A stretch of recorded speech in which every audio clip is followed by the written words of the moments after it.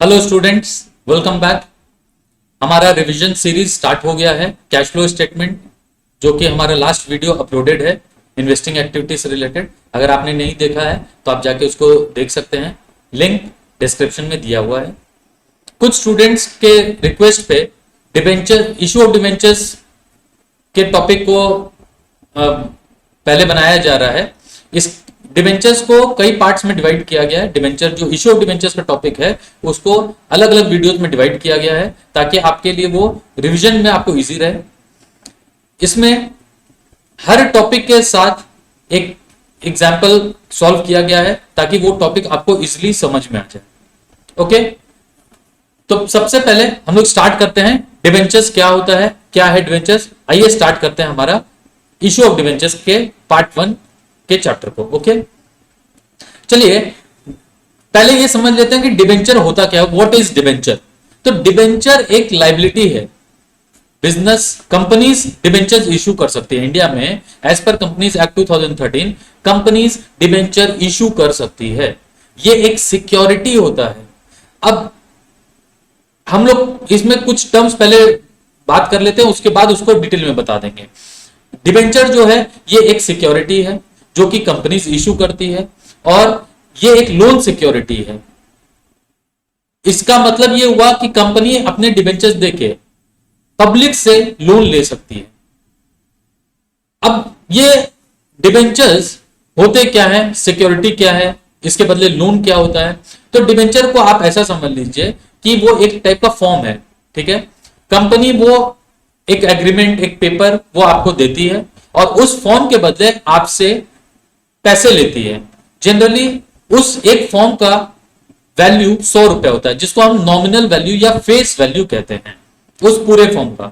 तो कंपनी आपको वो फॉर्म दी, एक एग्रीमेंट हुआ कि भाई आप अपना पैसा हमें in the form of loan दीजिए और उसके बदले आप डिबेंचर ले सकते हैं। तो इसको भी कंपनी शेयर्स की तरह ही इशू कर सकती है, करती है। ठीक है, डिबेंचर इशू करती है। इनके ऊपर रेट ऑफ इंटरेस्ट फिक्स होता है।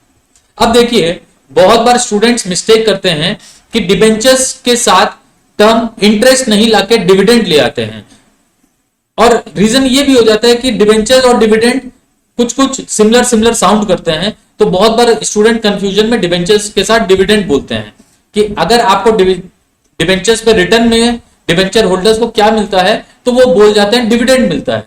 तो ये गलत है, ये बिल्कुल गलत है। अगर आप डिबेंचर्स बोल रहे हैं तो आपको इंटरेस्ट बोलना पड़ेगा। डिबेंचर्स के ऊपर रिटर्न में इंटरेस्ट मिलता है, ना कि डिविडेंड। ठीक है, इस बात को ध्यान रखिएगा। डिविडेंड टर्म हमेशा शेयर्स के साथ ही चलेगा। डिविडेंड टर्म हमेशा शेयर्स के साथ चलता है और डिबेंचर्स के साथ इंटरेस्ट मिलता है। ओके, चलिए स्टार्ट करते हैं। डिबेंचर क्या है? Debenture is a document. Debenture is a document. मैं जरा पेन चेंज कर लूं अपना, इंक ये आ गया हमारा, चेंज हो गया इंक। चलिए, डॉक्यूमेंट, ये डॉक्यूमेंट होता है गिवन बाय अ कंपनी। इस बात को ध्यान रखना है कि कंपनीज ही इशू कर सकती है डिबेंचर एज एविडेंस। ये एग्रीमेंट होता है और एविडेंस की तरह काम करता है। ऑफ अ डेट, ये डेट है, जबकि शेयर्स जो थे वो आपको ओनरशिप देते हैं, लेकिन डिबेंचर्स आपको ओनरशिप नहीं देते हैं। यानी कंपनी के अगर आपने डिबेंचर ले लिए हैं तो आप कंपनी के ओनर नहीं बनते हैं, आपने कंपनी को लोन दिया है, ना कि कैपिटल। तो ये डेट फंड होता है टू द होल्डर जो ले रहे हैं, usually arising out of a loan and most commonly secured by a charge. Charge का मतलब हुआ कि अगर कंपनी आपसे लोन ले रही है तो वो कुछ सिक्योरिटी में अपना रखती है, सिक्योरिटी में कोई एसेट रखती है, सिक्योरिटी। ठीक है, एसेट।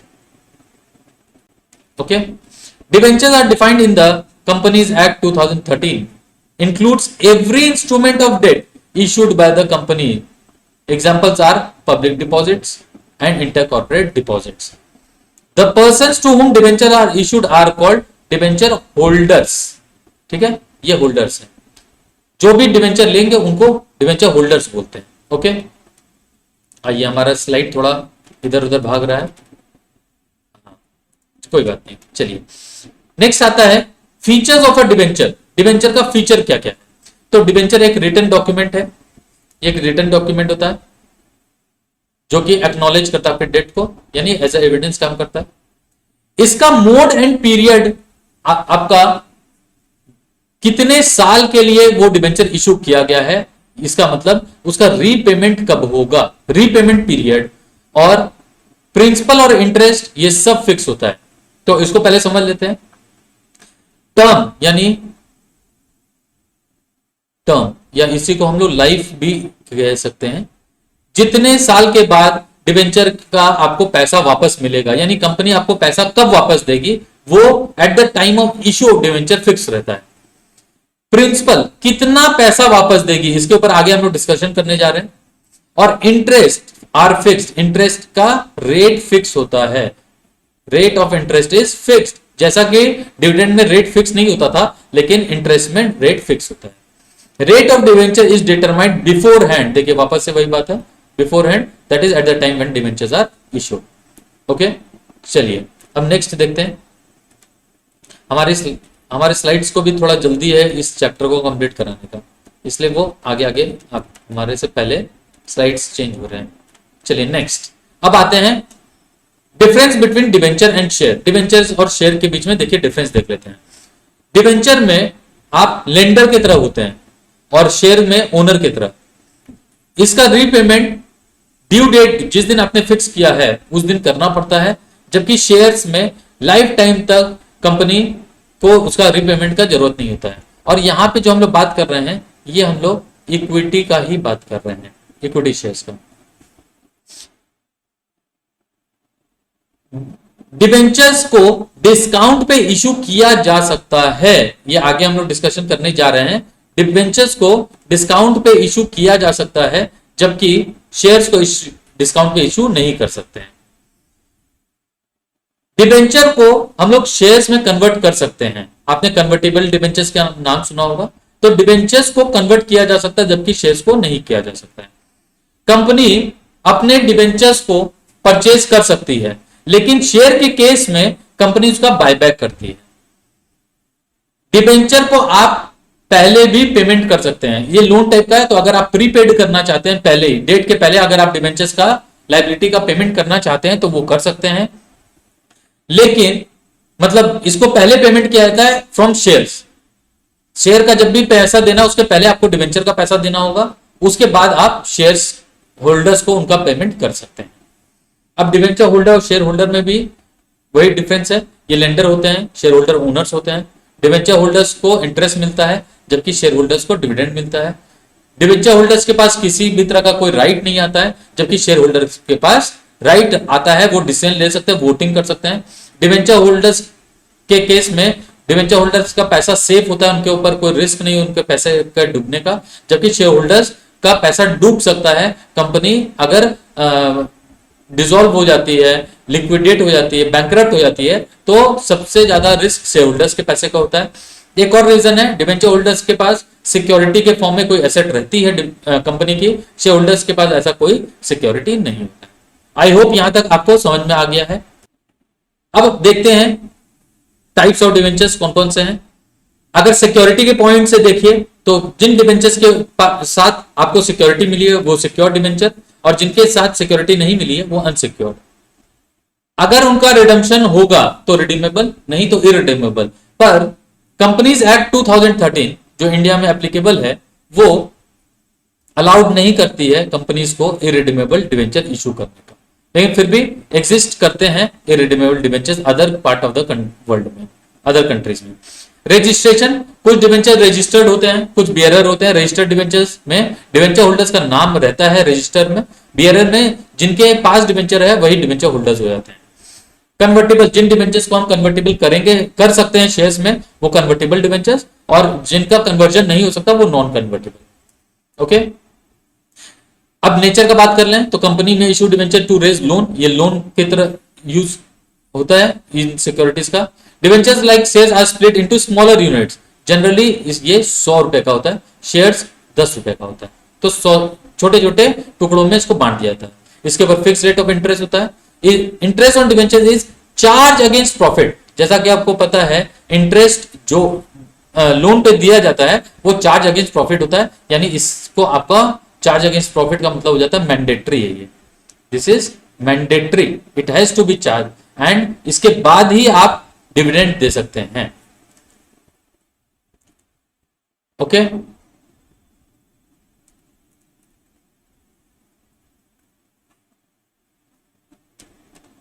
चलिए अब आता है इशू ऑफ डिबेंचर्स। डिबेंचर्स को हम लोग कैसे कैसे इशू कर सकते हैं? तो डिबेंचर्स को हम लोग तीन तरह से इशू कर सकते हैं, या तो कैश में डिबेंचर्स कंपनी इशू करे और उनके पास कैश आ जाए, या कंसिडरेशन अदर देन कैश, मतलब डिबेंचर कंपनी दे रही है पर उसके बदले उसको कैश नहीं आए, कुछ और आ जाए, जैसे कंपनी ने अपने वेंडर से एसेट खरीदा, मशीन्स खरीदा, उसके बदले कंपनी ने उनको कैश पेमेंट नहीं किया और डिबेंचर दे दी, तो कंपनी के पास से डिबेंचर गया पर कैश नहीं आया, तो ये भी हो गया इशू ऑफ डिबेंचर, और एज अ कोलैटरल सिक्योरिटी, इसका भी हम लोग आगे के वीडियोस में डिस्कशन करेंगे। अब आगे नेक्स्ट पॉइंट है debenture on the term of issue. Company जो डिबेंचर इशू करती है वो किस किस तरह से कर सकती है? एट पार, यानी अगर 100 का डिबेंचर है उसको 100 पे इशू किए। एट डिस्काउंट, यानी 100 के डिबेंचर को कम रुपये में, यानी मान लीजिए 5 रुपए डिस्काउंट में कर दिए, और एट प्रीमियम, यानी उसके फेस वैल्यू या नॉमिनल वैल्यू से ऊपर में कर दिए, 105 में कर दिए। तो जैसा कि हमारे शेयर्स में था कि शेयर्स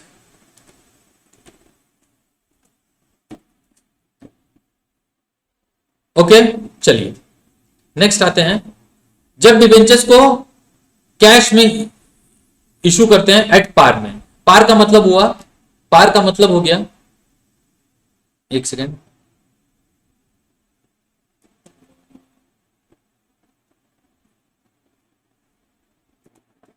तो पार का मतलब हुआ when issue price is equal to issue price, यहां पे लिख देता हूं, ठीक है, when issue price is equal to face value is equal to ₹100। अगर आपका फेस वैल्यू 100 है और हम लोग इशू भी उतने पे ही कर रहे हैं, यानी हमने पार पे इशू किया है। आइए देखते हैं इसका एंट्रीज। अगर डिबेंचर्स को अपने लंप सम में इश्यू किया है, यानी पूरे का पूरा एप्लीकेशन का पैसा एक बार में आता है, तो बैंक अकाउंट दिया to debenture application and allotment account, यानी आपको पता ही होगा कि इस केस में हम लोग एप्लीकेशन और अलॉटमेंट का ज्वाइंट अकाउंट ओपन करते हैं और उसके बाद एप्लीकेशन और अलॉटमेंट का पैसा को डिबेंचर्स अकाउंट में ट्रांसफर कर देते हैं। तो जैसे ट्रांसफर करते हैं वो अलॉटमेंट हो जाता है। ओके, तो डिबेंचर जब अलॉट करते हैं उस केस में डिबेंचर एप्लीकेशन अलॉटमेंट अकाउंट दिया टू जो भी परसेंटेज डिबेंचर्स दिया हुआ है वो, ये आपका नरेशन है, ये गलती से यहां पे आ गया, ठीक है, ये आपका नरेशन हो जाएगा, ये नरेशन है। चलिए नेक्स्ट, अब इसके ऊपर बेस्ड एक क्वेश्चन देख लेते हैं। पास journal entries in the following transaction issued 60,000 9% debenture of ₹100 पर डिबेंचर। बस इतना सा अगर क्वेश्चन है तो आपको लंप सम में इशू करना है।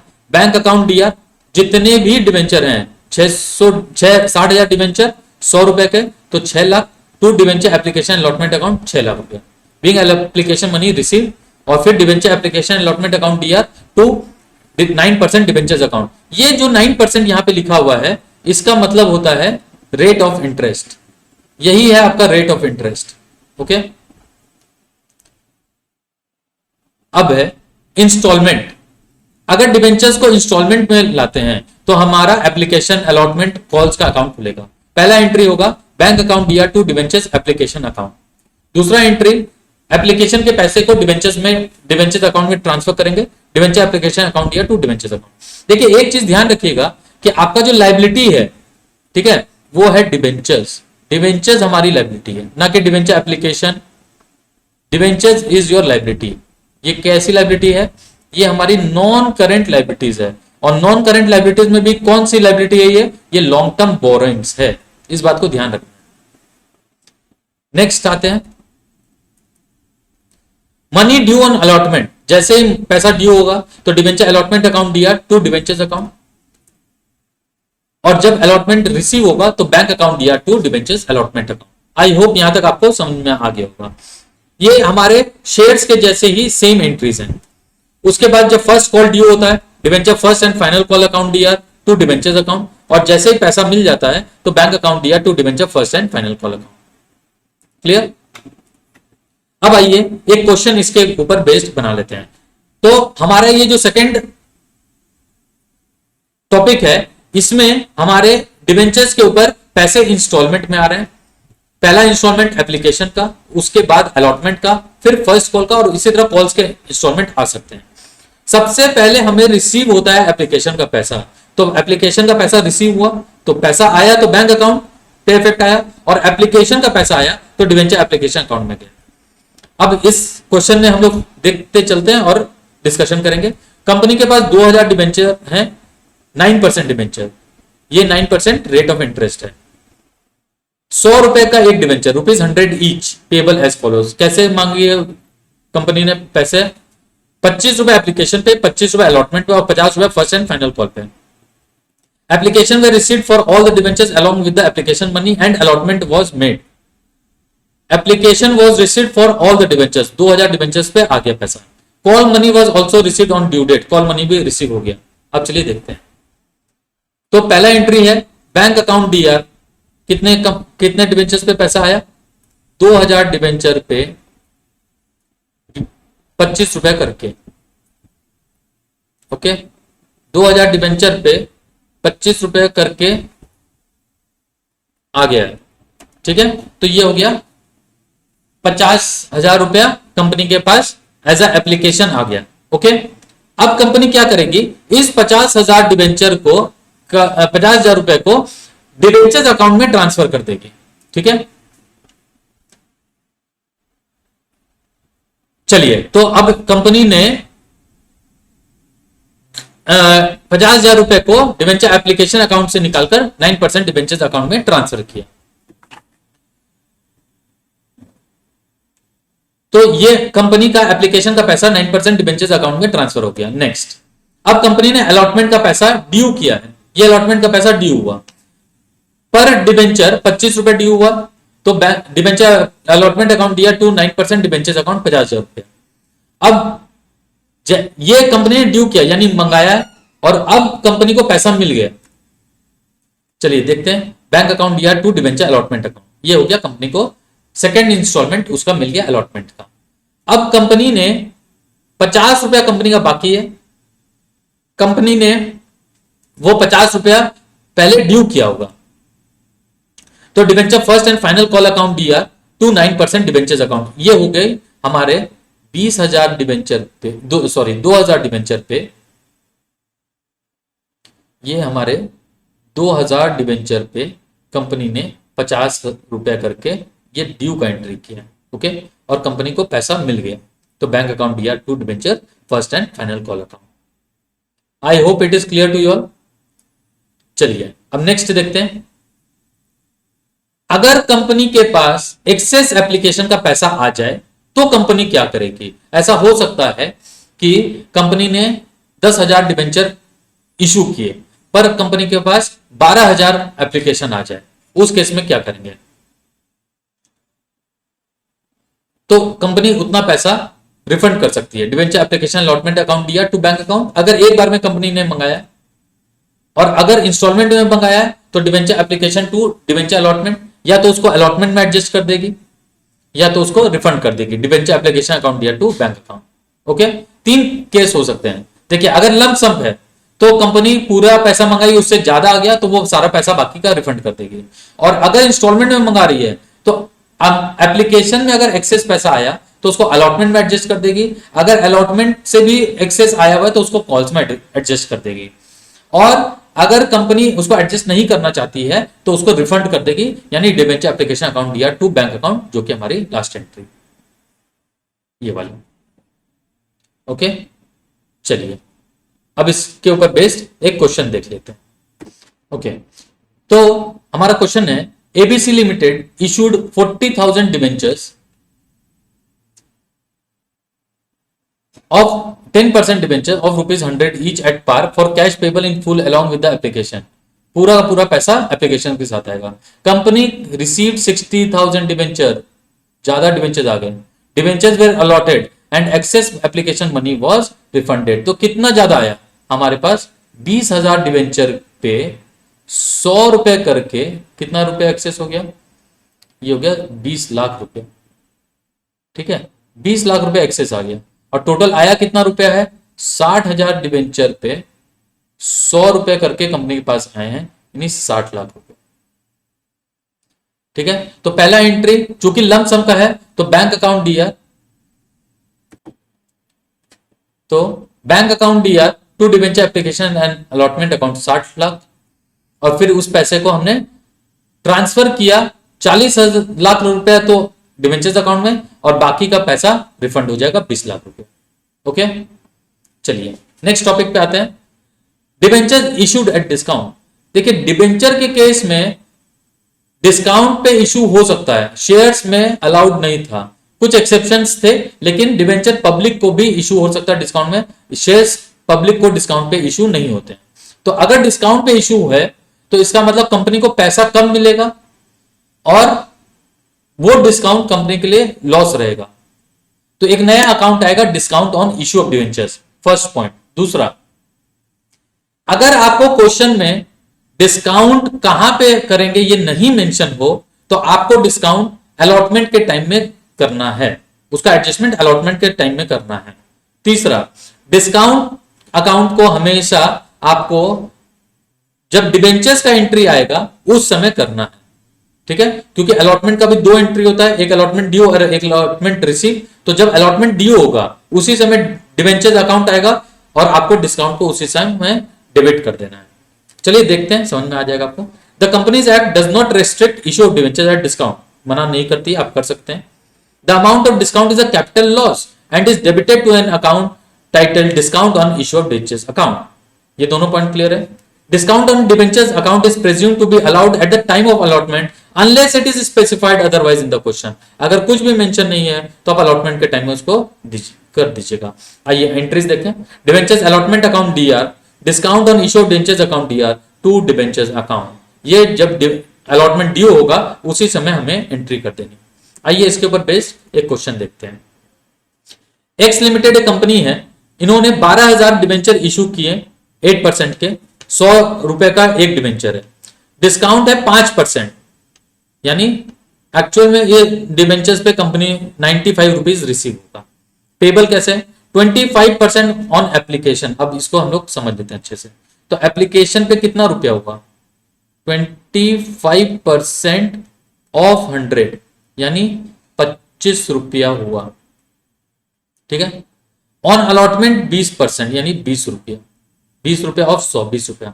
बैलेंस आफ्टर 3 मंथ, बैलेंस कितना बचा, 25 20 45, 55 रुपया बैलेंस बच गया। ठीक है, 5 जनरल एंट्री। अब देखिए ये जो डिस्काउंट है यहाँ पे 5%, ये कहां पे कंपनी को करना ये नहीं मेंशन है, तो इसका मतलब ये डिस्काउंट कंपनी यहीं पे 5 रुपया करेगी, यानी अलॉटमेंट पे कंपनी को 15 रुपया आएगा। तो अगर आप जोड़ेंगे तो ये 90 रुपया हो जाएगा। 15 रुपया अलॉटमेंट पे, 25 रुपया एप्लीकेशन, 15 रुपया अलॉटमेंट और 55 रुपया कॉल्स पे। आई होप आपको ये चीज समझ में आ गया होगा, क्लियर हो गया होगा। चलिए इसको हम लोग पहले ओके, तो ये आ गया हमारा issue price 95, amount payable application पे 25 रुपया, अलॉटमेंट पे 20 रुपया और फर्स्ट कॉल पे 50 रुपया। एंट्रीज देख लेते हैं।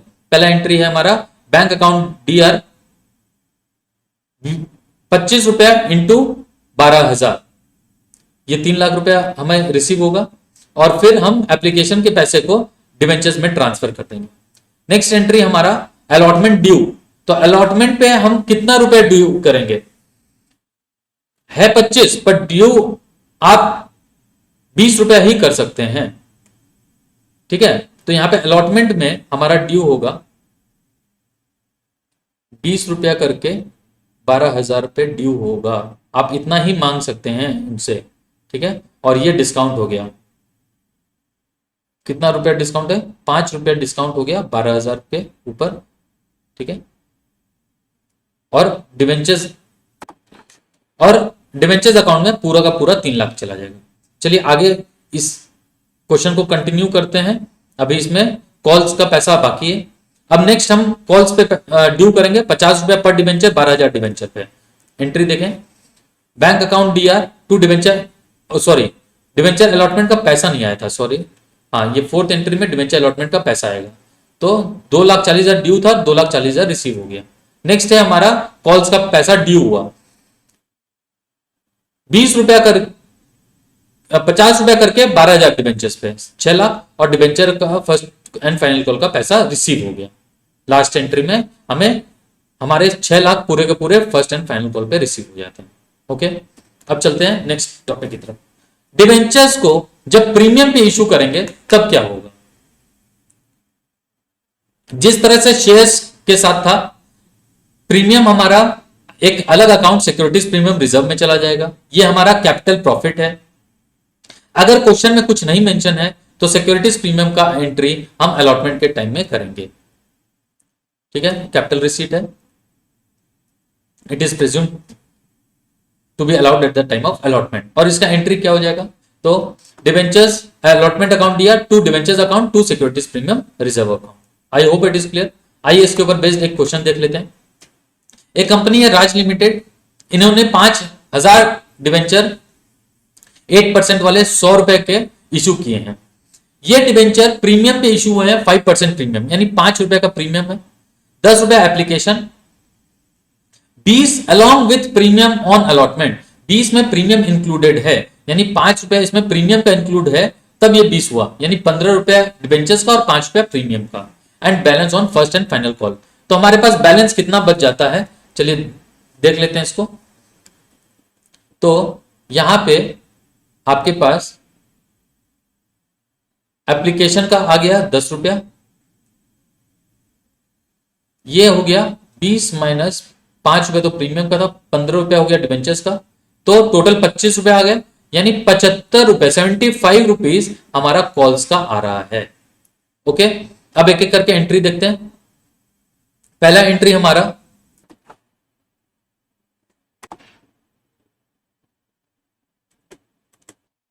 चलिए कंटिन्यू करते हैं। थोड़ा सा लैपटॉप में आज प्रॉब्लम आ रखा है, ठीक है, तो इस वजह से वीडियोस में थोड़ा प्रॉब्लम हो रहा है। ठीक है, चलिए अब होपफुली अब नहीं होगा। 5,000 डिबेंचर्स पे हमारा 10 रुपए करके यहाँ पे पैसा आया है, तो ये हमारा एप्लीकेशन का आ गया। एक सेकंड में जरा इंक चेंज कर लूं।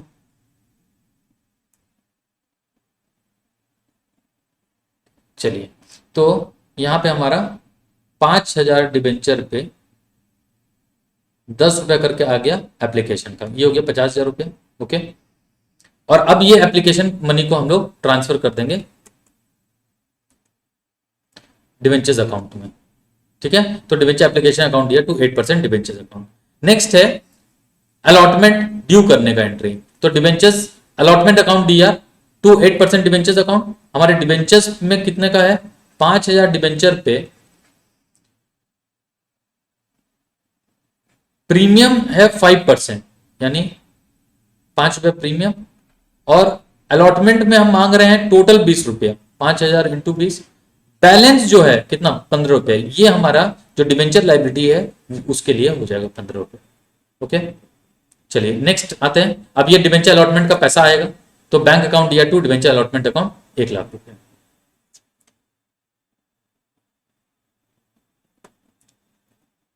बैंक अकाउंट दिया to debentures allotment account 1 lakh रुपए। ओके, अब नेक्स्ट है फाइनल कॉल, तो कितना रुपया बच गया, 75 रुपीज। तो सबसे पहले ड्यू करेंगे debentures first and final call account दिया 75 इंटू 5,000, तो 5,000 इंटू 75, ये आ गया हमारा 3,75,000 टू 8% डिवेंचर्स अकाउंट, और ये पैसा रिसीव हो गया बैंक अकाउंट दिया to debenture first and final call account 3,75,000। I hope यहां तक आपको क्लियर हो गया।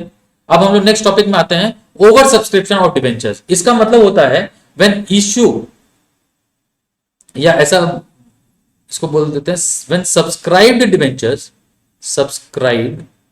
Debentures are more than issued debentures.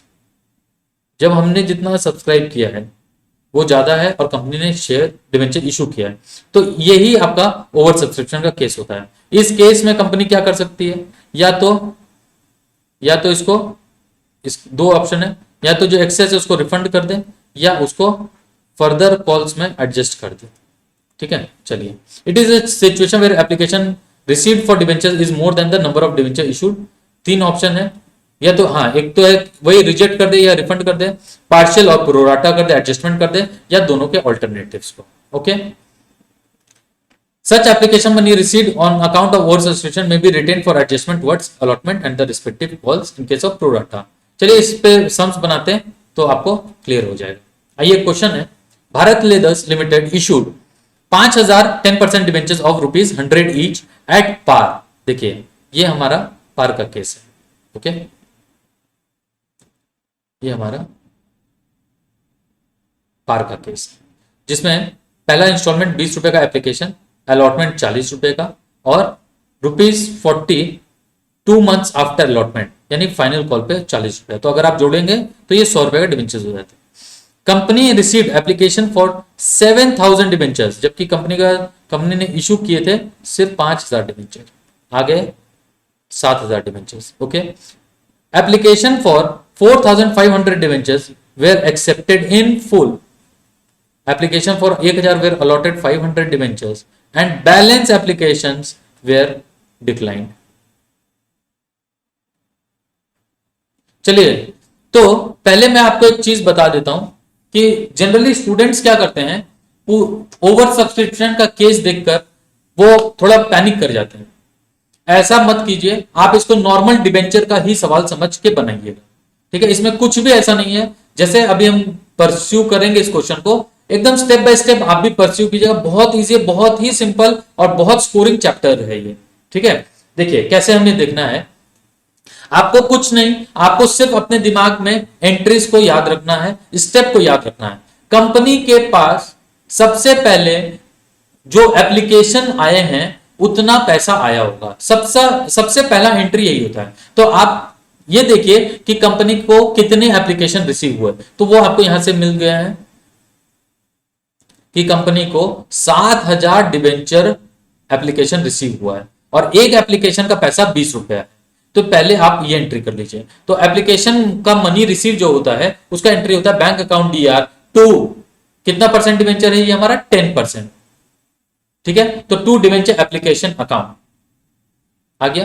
यहां पे देख लीजिए हमारा ये 7000 डिबेंचर पे 20 रुपया करके आ गया 1,40,000। I hope it is clear to you.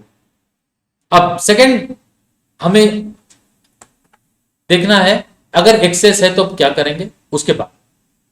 तो कंपनी ने 4500 डिबेंचर्स को पूरा एक्सेप्ट कर लिया, मतलब उनको पूरा का पूरा उनका 20 रुपया कंपनी एक्सेप्ट कर रही है। सेकंड बोल रही है कि जिन्होंने 1000 डिबेंचर के लिए अप्लाई किया उनको हम 500 ही डिबेंचर देंगे। ठीक है, यानी इनको पूरा डिबेंचर नहीं देंगे। पूरा इनसे पैसा कितना आया होगा? 1000 डिबेंचर पे 20 रुपया करके, यानी 20,000 रुपया। कंपनी इनको बोल रही है कि हम आपका 500 डिबेंचर ही आपको अलॉट करेंगे, तो कंपनी इनका 10,000 ही रख सकती है। तो इनका एक्सेस कितना हो गया? 10,000 रुपया एक्सेस हो गया। ये 10,000 कंपनी के पास एक्सेस पैसा आ गया। अब कंपनी इस एक्सेस के लिए कुछ नहीं बोली। ठीक है, हम लोग भी देखेंगे इसको क्या करना है।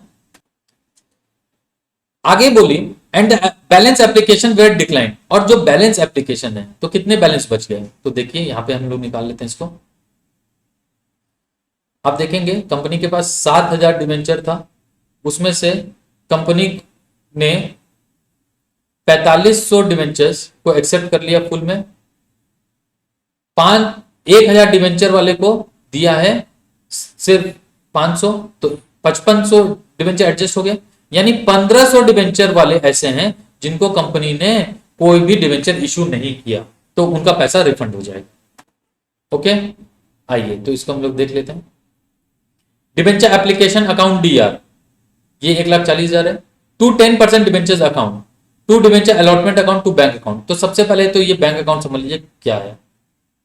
ये हो गया 1500 डिबेंचर पे 20 रुपया करके कंपनी ने वापस कर दी। ये 10,000 ये वाला पैसा है। ये जो कंपनी का एक्सेस था इसको कंपनी ने रिफंड नहीं किया, बल्कि नेक्स्ट इंस्टॉलमेंट में एडजस्ट कर दिया।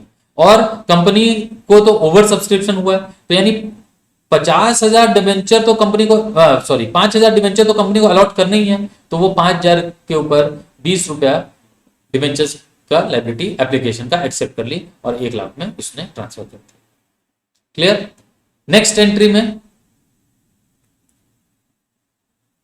कंपनी ने अब अलॉटमेंट को ड्यू किया, डिवेंचर्स अलॉटमेंट अकाउंट दिया टू 10% डिवेंचर्स अकाउंट। कंपनी ने अपने जितने डिवेंचर अलॉट किए हैं उतने पे ही वो अलॉटमेंट ड्यू कर सकती है। 5,000 डिवेंचर अलॉट किए हैं और उस पर कितना रुपया, 40 रुपया करके उन्होंने ड्यू कर लिया। अब देखिए कंपनी को चाहिए 2 लाख रुपए अलॉटमेंट में चाहिए, पर हमने देखा था कि 10,000 कंपनी का पहले से आए हुए हैं, एक्सेस जो था वो एडजस्ट हो गया था अलॉटमेंट में, तो अब कंपनी के पास सिर्फ 1,90,000 रुपया आएगा। ये देखिए बैंक अकाउंट दिया to debenture allotment account, actual में कंपनी का सिर्फ 1,90,000 ही आ सकता है। 10,000 एंट्री नंबर सेकंड में आप देखिएगा तो वहां पे 10,000 आपने एडजस्ट किया होगा। क्लियर।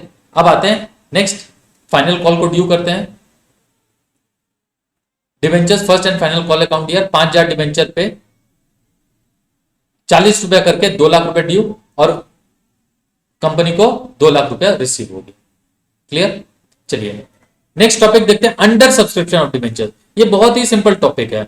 इसका मतलब ये है कि कंपनी ने इशू तो किया है 10,000 डिवेंचर, पर कंपनी के पास सब्सक्रिप्शन जो आया वो इससे कम आया, मान लेते हैं 8,000 डिप्स के लिए। ठीक है, तो इसमें कोई दिक्कत नहीं है। कंपनी का जितना डिवेंचर्स का सब्सक्रिप्शन आएगा उतने के ऊपर ही कंपनी अलॉटमेंट और कॉल्स का पैसा ड्यू करेगी। चलिए नेक्स्ट है तो ये अंडर सब्सक्रिप्शन का कैरेक्टरिस्टिक्स ये सब दिया हुआ। In this situation allotment is made to all the applicants, सबको दे देते हैं, कोई रिफंड का बात ही नहीं क्योंकि कंपनी का पहले से ही कम आया हुआ है। Allotment made to the applicant, journal entries are pass for the number of debenture subscribe. आइए इस पे बेस्ड एक क्वेश्चन देखते हैं। एक कंपनी है पायलट पेंट्स लिमिटेड, इन्होंने 15,000 डिवेंचर 10% वाले इशू किए हैं of ₹100 each for subscription, payable ₹50 on application and balance on allotment. ठीक है, तो 50 रुपए एप्लीकेशन पे, बैलेंस ऑन अलॉटमेंट, यानी 50 रुपए अलॉटमेंट पे, सीधा सा बात है। Application were received for 14,000 debentures, देखिए कम के लिए आया, and debentures were allotted to the applicants, allotment money was called and receive, 5 journal entries. आइए देखते हैं। तो सबसे पहले हमारा एंट्री एप्लीकेशन का एंट्री होगा, तो 14,000 ही डिवेंचर के ऊपर एप्लीकेशन है तो आपको 14,000 ही लेके चलना है। देखिए एप्लीकेशन के टाइम में बस आपको एक चीज पे फोकस करना है, आपको ये देखना है कि कितने एप्लीकेशन के ऊपर पैसा आया है। जैसे इस केस में कंपनी मांग तो रही है 15,000, ऑफर दिया है कंपनी ने, तो कंपनी 15,000 पे नहीं आ गया, वो तो डिपेंड करता है पब्लिक के ऊपर। तो इस केस में पब्लिक ने सिर्फ 14,000 डिवेंचर को सब्सक्राइब किया है और एक एप्लीकेशन का पैसा है 50 रुपया, तो 14,000 एप्लीकेशन पे कितना पैसा आया होगा, तो यह है 7 लाख रुपया कंपनी के पास आया होगा। 14,000 डिवेंचर पे 50 रुपया करके कंपनी के पास टोटल 7 लाख रुपया डिवेंचर एप्लीकेशन का रिसीव हुआ है। बैंक अकाउंट दिया टू डिवेंचर एप्लीकेशन अकाउंट, और इस पैसे को कंपनी अपने डिवेंचर अकाउंट 10% डिवेंचर अकाउंट में ट्रांसफर कर देगी। डिवेंचर एप्लीकेशन अकाउंट दिया 7 lakh to 10% debenture account. Clear.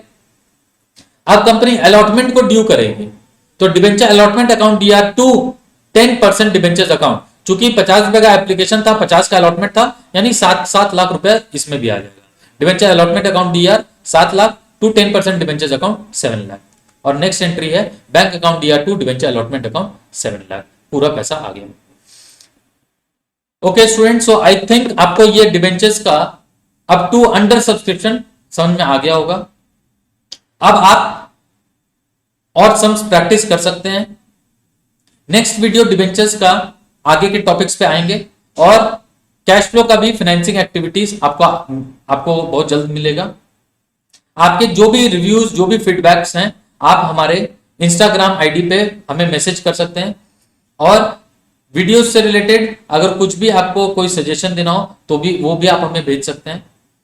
Okay, thank you very much, all the best, अच्छे से प्रिपरेशन कीजिए।